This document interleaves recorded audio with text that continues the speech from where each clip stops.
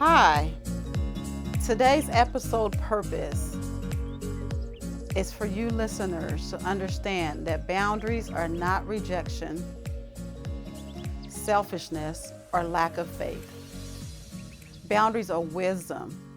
They help us love people from a healthier place, protect what God has assigned to us, and stop carrying what was never meant for us to carry. Welcome to Live Courageous Podcast, where we explore faith, leadership, healing, and the courage it takes to become who God has created you to be. I'm your host, Musudeen, and each week we have honest conversations about life, growth, and walking by faith, even when the path isn't clear. Whether you're navigating change, searching for purpose, or learning to trust God in a new season, this space is here to encourage you, to challenge you, and to remind you that courage is something that we build every day. So take a deep breath, settle in, and let's step into today's conversation. Some people are exhausted because they're carrying things God never assigned them to. And I want to start here because I believe a lot of caring people are tired, not because they do not love God, not because they do not love people, but because they have confused love with unlimited access. They have confused being faithful and always being available. They have confused being kind and never saying no. They have confused peace with keeping everyone else comfortable while they are privately overwhelmed. And today, I want to talk to you about faith when you need boundaries. Because boundaries can feel uncomfortable, especially when you're used to being the strong one, the helper, the caregiver, the dependable one, the person everybody calls, and the person everyone expects to show up for. I want to say this clearly. You can love people deeply and still have limits. You can be kind and still say no. You can be faithful and still stop carrying what was never yours to carry.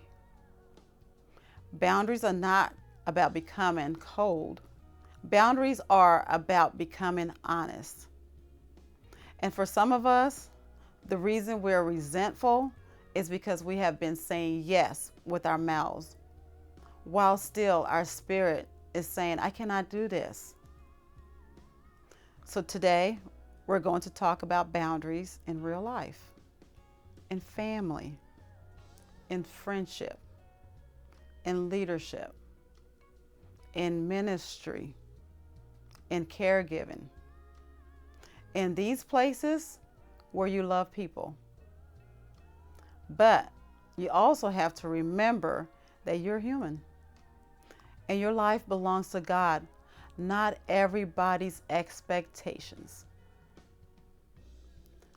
When helping starts hurting, I think one of the first signs that you need a boundary is when it starts to hurt. Not just physically, but emotionally. You're still showing up, but you're irritated. You still answer the phone, but now you feel drained before even the conversation starts. You're still saying yes, but deep down, you're frustrated. You're still helping, but now you feel unseen, unappreciated, and taken for granted. And that is where I need to ask you a hard question. And you're going to say to yourself, am I doing this from love or I'm doing this from guilt? Because guilt can look like service. Fear can look like loyalty. People pleasing can look like kindness. And overextension can look like faithfulness. But if your yes is constantly producing resentment, exhaustion, and bitterness, it may not be a healthy yes. That does not mean you stop caring. It means you start telling the truth. A lot of people are not burnt out because they do not have enough love.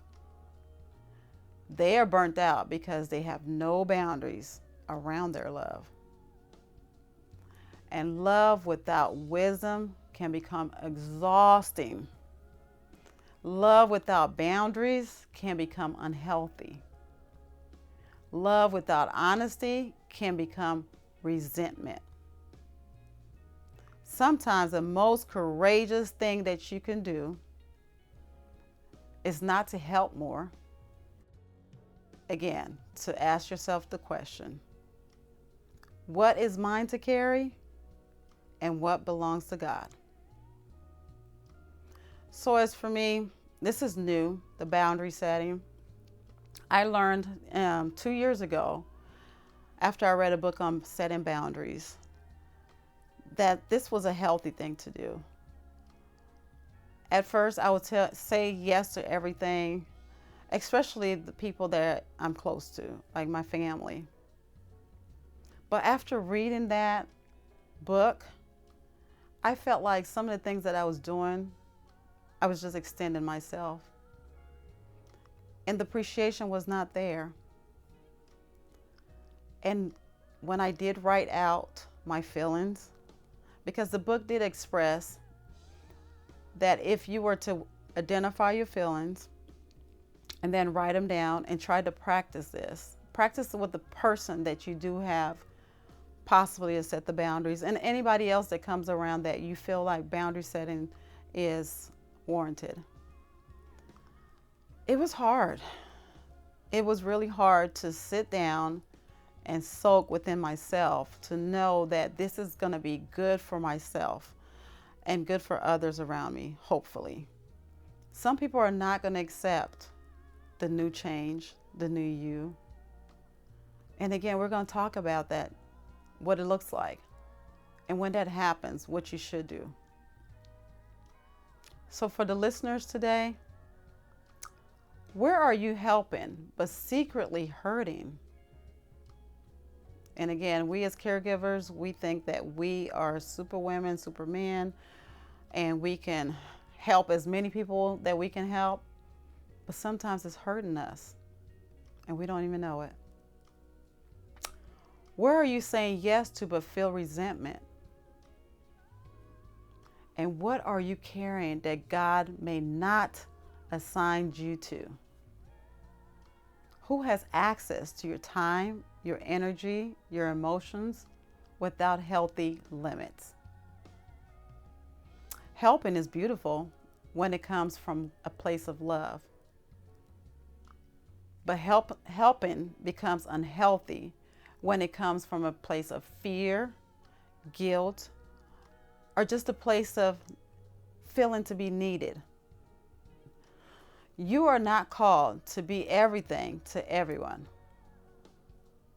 You're called to be faithful to what God has assigned you to. And sometimes faithfulness requires boundaries. Boundaries are not selfish. A lot of people struggle with that. When they start setting boundaries, they feel like they're being selfish. They think saying no means that they're being unkind. They think needing space means they are just being distant. They think protecting their peace means they're not being spiritual. But I want to refrain from that, because boundaries are not selfish when they're protected. You are protecting what God has entrusted you to. And that is your mind. Your mind matters. Your body matters. Your family matters. Your peace matters. Your emotional health matters. Your assignment matters. And if you keep giving everybody limited access to you, eventually you may not have anything healthy left to give. Again, that is not wisdom. That is overextension. Even Jesus had rhythms. He served people. He also found the time to withdraw. He loved people, but he didn't let people control his assignment. He was compassionate, but he was not hurried by everyone's demands. And that matters, because if Jesus lived with boundaries, why do you think that we can live without them? Sometimes we make ourselves more available than God ever asked us to be. And then we wonder why we're so tired. A boundary says that this is what I can carry, or this is what I cannot carry, or this is where I can show up. This is where I need wisdom. I love you, but I'm not God. That one is important, because sometimes we're trying to be the source when God only called us to be the resource. I had a friend. She was in an abusive relationship. And my friend would call me all times of the day and night, which is fine, because I was her friend. I was there to listen to her. I was there to, if she asked for any advice, I was there to also give advice when needed. But after a while, my advice meant nothing, because she's going to do what she wanted to do anyway. And I grew tired and weary, because I felt like I was taking on her burdens, but at the same time, there was no change. So it's like on a hamster wheel, like you spin your wheels and nothing's happening. That's how I felt. So after a while, when I started learning about this boundary setting, I had to tell her. I had to tell her it was really tasking on me, because I didn't see the situation change in any time. And she continued whatever she was doing.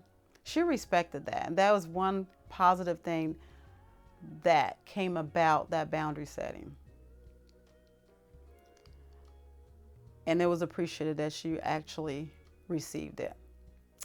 To the listeners today, where have you been trying to be the source instead of the resource?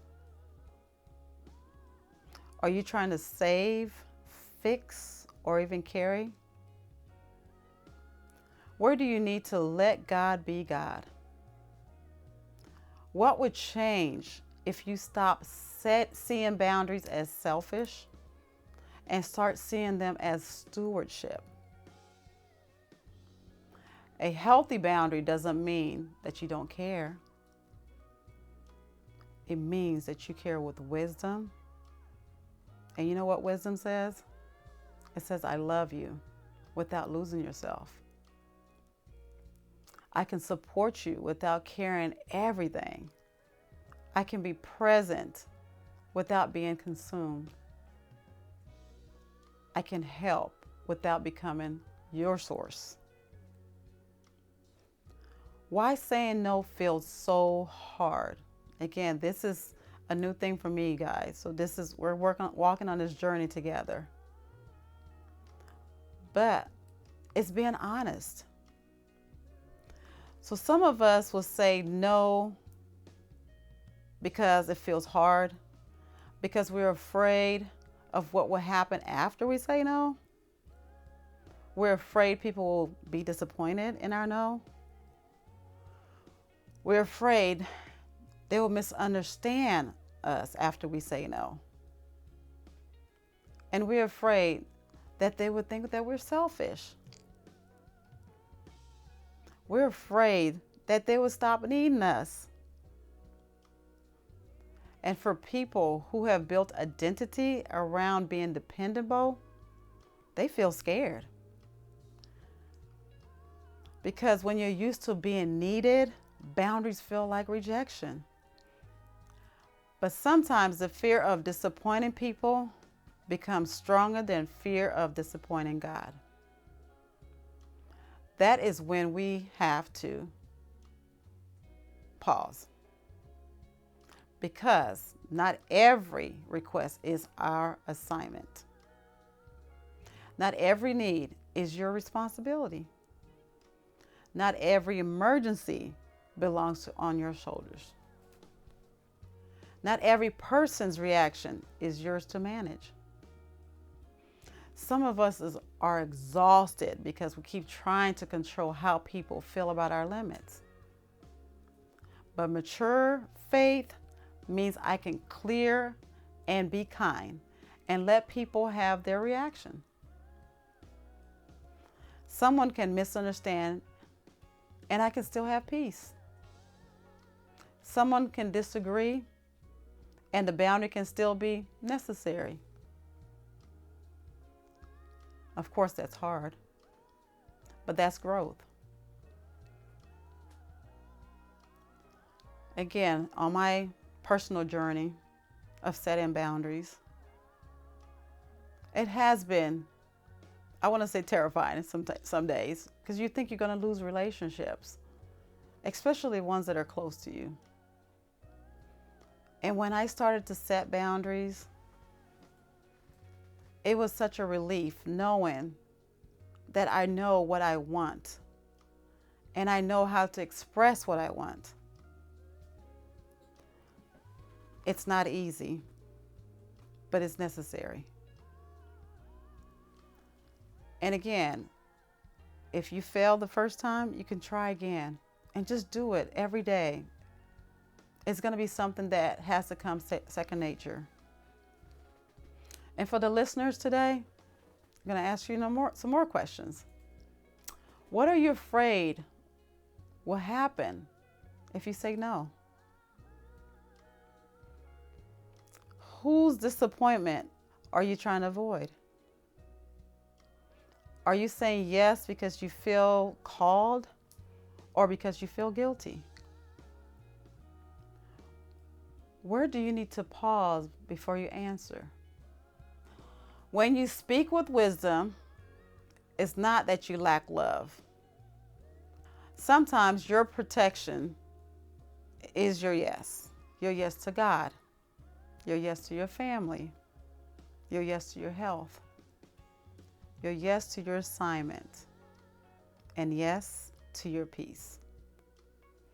And if saying yes to everything is making you unavailable for what matters the most, then maybe most faithful word you can practice is a no.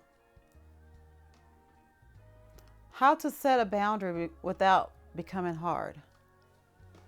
So now I want to make this practical for you, because sometimes people know they need boundaries, but they do not know how to say them. And because they wait too long, they either say nothing or they explode. But a healthy boundary does not need to be harsh. It can be clear, it can be calm, it can be kind, it can be simple. Sometimes a boundary sounds like, I cannot commit right now. I need to check my schedule before I answer. I love you, but I'm not available for this conversation today. I want to support you, but I cannot be your only support. That does not work for me. I'm not able to carry that responsibility. And here's something I've learned. You do not have to over-explain a healthy boundary to make it valid. Some of us say no, then explain so much that we talk ourselves back into a yes. We apologize 5 times. We softened it until a boundary disappears. We try to manage a person's emotions. But clarity is kind. Confusion keeps people stuck. A boundary does not have to become with anger. It can come with peace It can come with love. It can come with humility. And you say, I care about you, and this is what I can do for you. I value this relationship, and this is what I cannot do. I love you, and I need to be honest. That kind of honesty protects relationship from resentment, because resentment destroys what honest conversations could to be healed. Going through my journey again of setting boundaries. I've had lost some people because I set boundaries. I lost a couple of friends. But that's not because I choose to lose these friends, but it's because they did not accept the person I'm becoming. And it's okay. Because in life, we've talked about seasons before, you're gaining some people and you're going to lose some people. It did hurt that these individuals choose not to listen to me. But guess what? Evidently, they weren't my friends in the first place. So if that happens to you, you want to just let it go. Don't ponder on it and beat yourself up. Just know that that person was in your life for a season. And it's okay. So to the listeners, what boundaries do you need to communicate clearly? Are you waiting until you're angry to finally tell the truth? Where do you need to be honest and kind at the same time? What would your boundaries sound like in one simple sentence? Boundaries are not to punish people. Boundaries are to tell the truth before resentment takes over. And if you can learn to be clear earlier, you may not be frustrated later. When people don't like your boundaries, we're going to talk about that.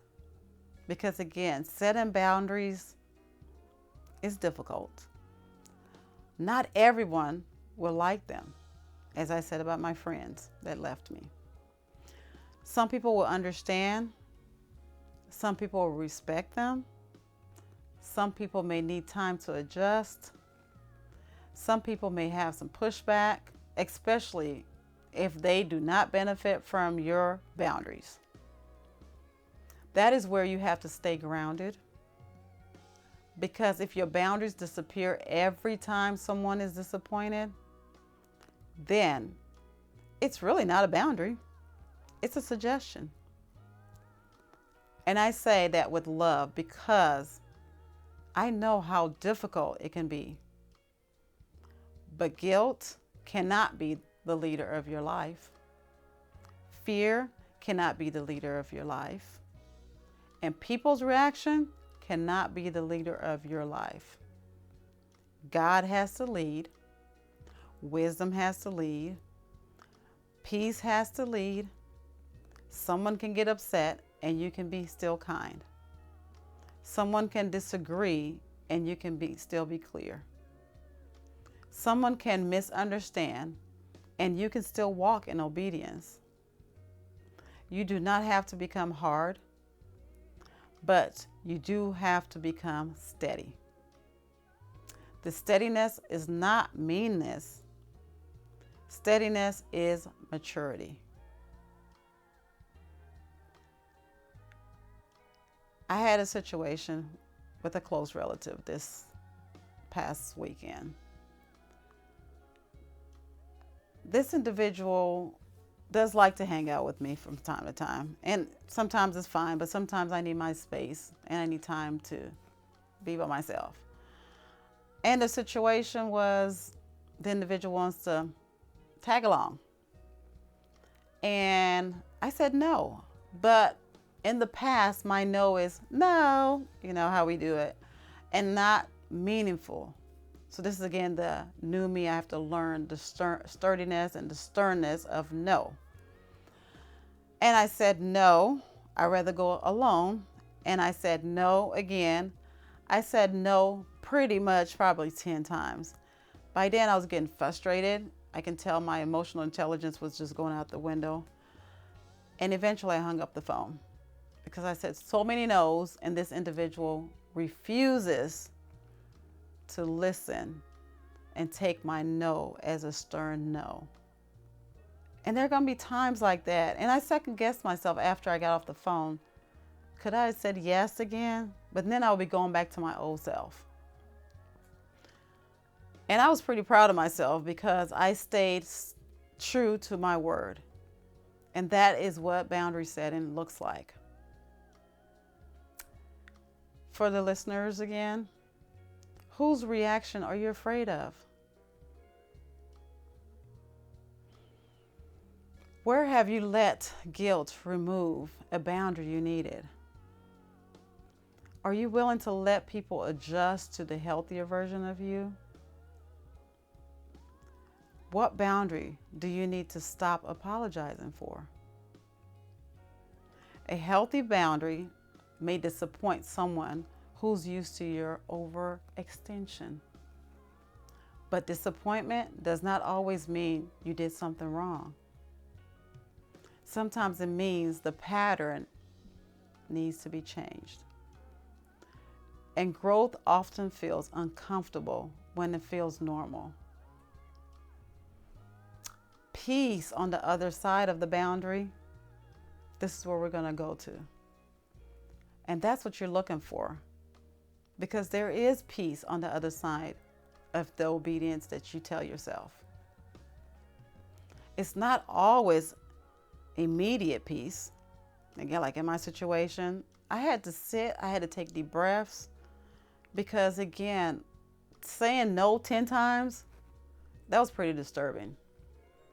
So I had to calm myself down so I can get my peace back.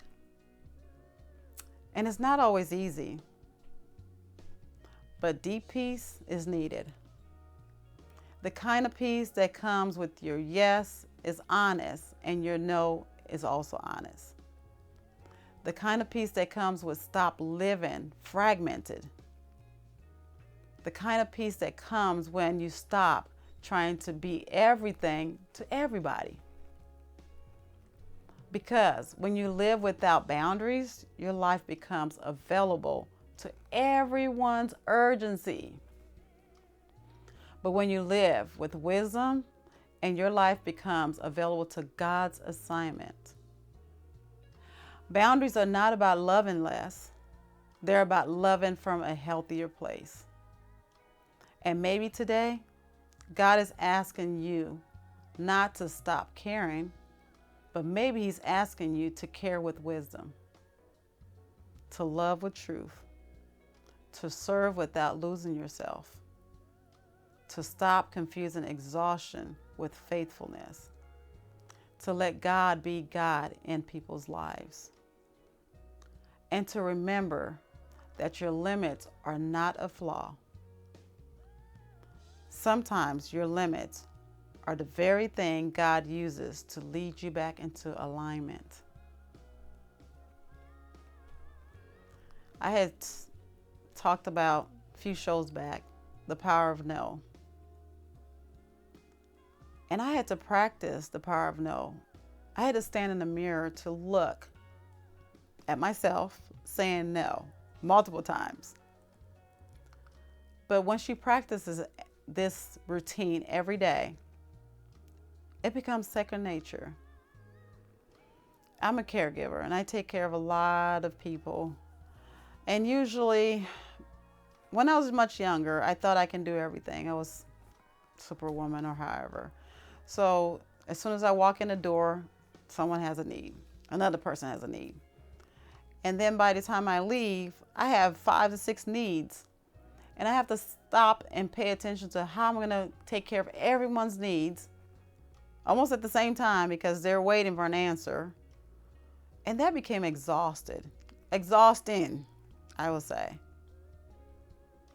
And now when I identify these their urgencies, it's not my urgency, I have to put boundaries and I tell them, hold on, I will get to your need as soon as I can. And I give them a timeline. So that really helps. Giving an individual a timeline, it puts them at ease and it puts you at ease. It gives you the peace that you need. And again, it doesn't stress you out. So those are healthy boundaries that I had to learn to set with just individuals, because everybody will want to get my attention and everything is a right now. So for the listeners, what does peace look like if you stop overextending yourself? And what are your limits trying to teach you? Where is God asking you to release control?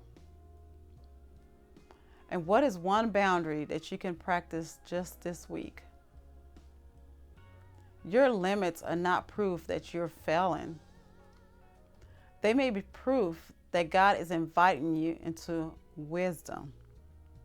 And wisdom says, love people, serve people, show up for people, but don't lose yourself trying to be the only what God can do.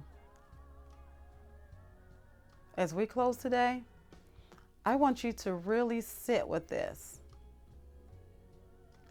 Boundaries are not a rejection of love. They're an invitation to love with truth. And for someone listening, this might be your first time you have allowed yourself to admit, I'm tired. Not because you're weak, not because you don't care, not because you're failing, but because you've been trying to carry too much for so long. Maybe the next step is not doing more. Maybe the next step is being honest. Honest with God, honest with yourself, honest with people around you. Because you cannot heal what you keep hiding behind, because you keep saying, I'm fine. That was me. And you cannot protect peace if you keep giving it away. That was me. And you cannot walk courageously while living controlled by everyone else's expectations. That was me. So for this week, practice one boundary. Before you say yes, take a pause. Have one honest conversation. Let no one be responsible for you but you. And give yourself permission to be human. God is not asking you to be unlimited. He's asking you to be faithful. If today's conversation encouraged you, take a minute to share this episode with someone who might need it. And if you haven't done so, be sure to like us on YouTube for any future conversations and past conversations. Thank you for being a part of this community. Live courageously and walk by faith.